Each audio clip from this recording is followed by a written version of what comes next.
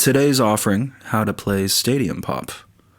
Usually when people play pop music live, it's rarely actually pop if there's a full band. There's a lot of big drops and big shots and big sections, really big sounds. It's all about the singer, but there is no show without everything that surrounds the singer. In this case, usually guitar is the designated rock driver because that's the easiest link to a familiar guitar stage presence for the crowd. But also, guitar can be a really strong cinematic device. Sounds themselves or tones and deliveries can kind of take people to a different place. We have a fantastic song called Castle of Zoltar by Pakushin.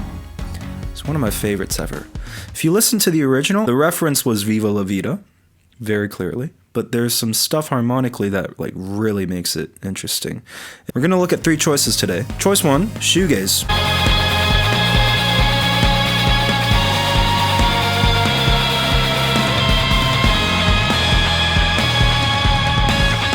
Dirty up that amp. Play really high up the neck so that you can poke through the mix, and your tone can be pretty nasty at this point. You're fighting through walls of synth brass and pads, so you better be pretty sharp, you know. So that's a really easy way to open up the top end of the spectrum. Kind of chaotic, but also really ethereal. Choice 2, Linkin Park.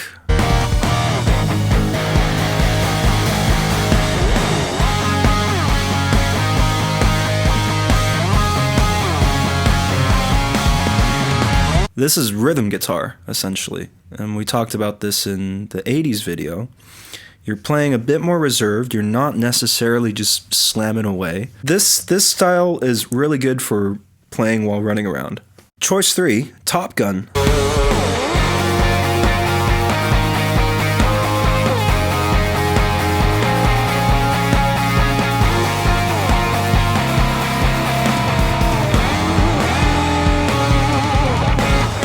With this, you kind of want to keep your phrasing open. Use vibrato and whammy tricks as you see fit. You're supposed to bring that wow type of feeling. And that's the other thing too, have a little bit of ambience going on with this tone so that it's not just straight up rock.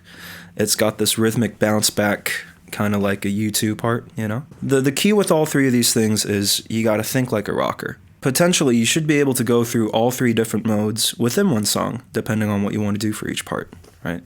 And that you'll have to discuss with your MD and everything like that. It's kind of like how an actor will approach doing a part, you know?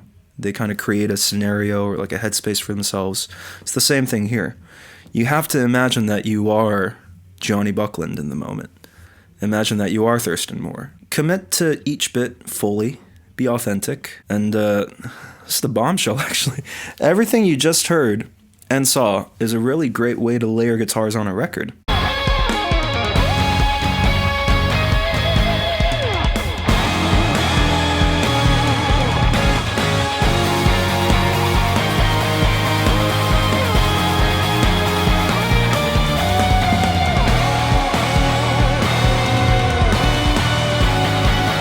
If time allows, you can record some of these parts into the playback so that you can kind of pick the path of least resistance for running around and playing live, but you still have all of these other elements beside you kind of helping you.